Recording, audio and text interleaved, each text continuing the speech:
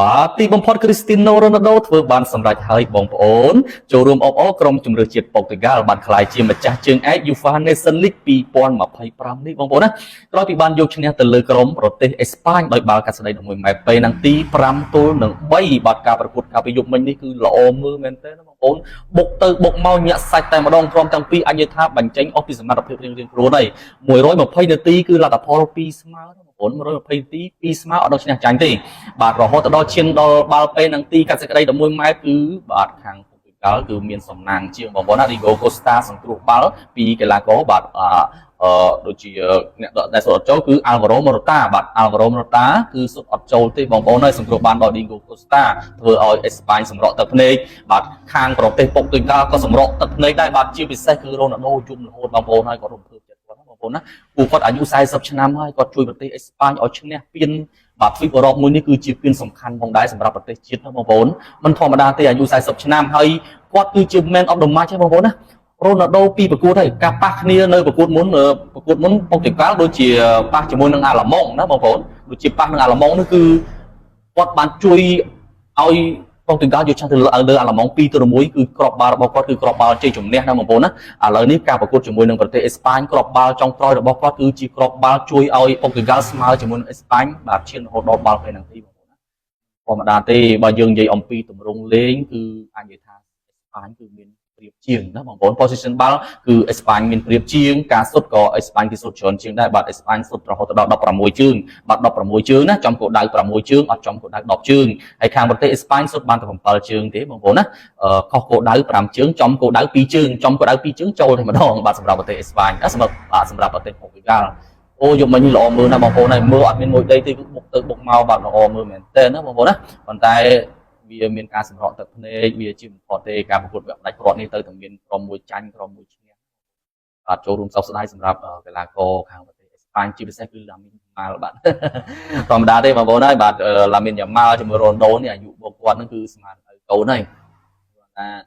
ឲ្យរ៉ូណាល់ដូទៅដោយសារតែគាត់អាយុច្រើនហើយគាត់នៅលេងយ៉ាងច្រើនបានមួយឆ្នាំទៀតទេរ៉ូណាល់ដូនិយាយទៅជំរឿសចុងក្រោយរបស់គាត់នៅតែលេង World Cup 2026នេះទៀតទេបងប្អូនជាឱកាសចុងក្រោយសម្រាប់គាត់ហើយសម្រាប់គាត់ប្រមូលពានជួយដល់ប្រទេសគាត់ណាអញ្ចឹងមានអីទេគាត់ខ្ញុំចូលរួមអបអរសម្រាប់ការប្រកួតមួយនេះគឺអាចមើលបងប្អូនដែលបានមើលយប់មិញនេះគឺអរមើលមែនតើណាហើយយប់មិញនេះក៏មានអ្នកសុខច្រើនផងដែរអ្នកដែលតាមខ្ញុំបងប្អូនណាម្សិលមិញបារាំងឲ្យត្រូវបាទប៉ូទុយហ្គាល់ត្រូវប៉ូទុយហ្គាល់ខ្ញុំបានវិភាគខ្ញុំថាប្រទេសអេស្ប៉ាញគឺមានការគ្រប់គ្រងបាល់ច្រើនជាងប៉ុន្តែអ្នកដែលលើកពានចុងក្រោយគឺប៉ូទុយហ្គាល់ណាបងប្អូនវាអាចជាប្រវត្តិសាស្ត្រឬក៏ភាពជឿចាស់បើសិនជាអេស្ប៉ាញអាចយកឈ្នះទៅនៅក្នុង90នាទីបានណាបាទគឺប៉ូទុយហ្គាល់អត់ទៅរួចទេប៉ុន្តែបើសិនជាប៉ូទុយហ្គាល់ទប់រហូតដល់90នាទីពេញរហូតដល់120នាទីទប់បានហើយឈានដល់បាល់ពេលនឹងទីគឺឱកាសសម្រាប់ប៉ូទុយហ្គាល់គឺមានតែយើងអាចនិយាយថាកីឡាកររបស់ពួកគាត់មានវ័យចំណាស់ច្រើនជាងបើប្រៀបធៀបជាមួយអេស្ប៉ាញសម្បូរទៅដោយកីឡាករហើយពួកគាត់លេងល្អបាទញាក់ញង dribbling សុទ្ធអីល្អទាំងអស់ប៉ុន្តែអាចយើងជំនាញបាល់ពេលនឹងទីនេះពិបាកណាបងប្អូនណាបាទមែនតើបាទហើយចូលរួមសោកស្ដាយសម្រាប់ Alvaro Morata បងប្អូនណាគាត់យំផងដែរដែលគាត់ជាអ្នកចូលបាទជួយឲ្យប្រទេសអេស្ប៉ាញអត់អាចទទួលជ័យជំនះគាត់បាន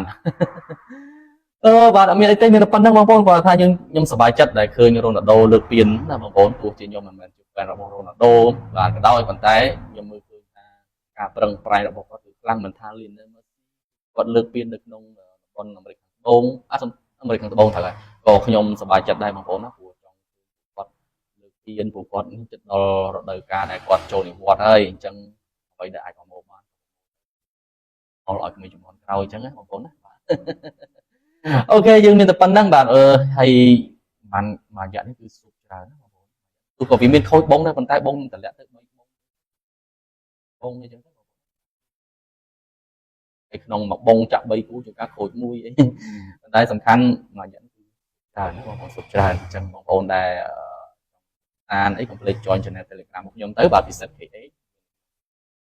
នេះសម្រាប់បងប្អូនក្នុង TikTok ឬក៏ YouTube ឲ្យ join ច្រើន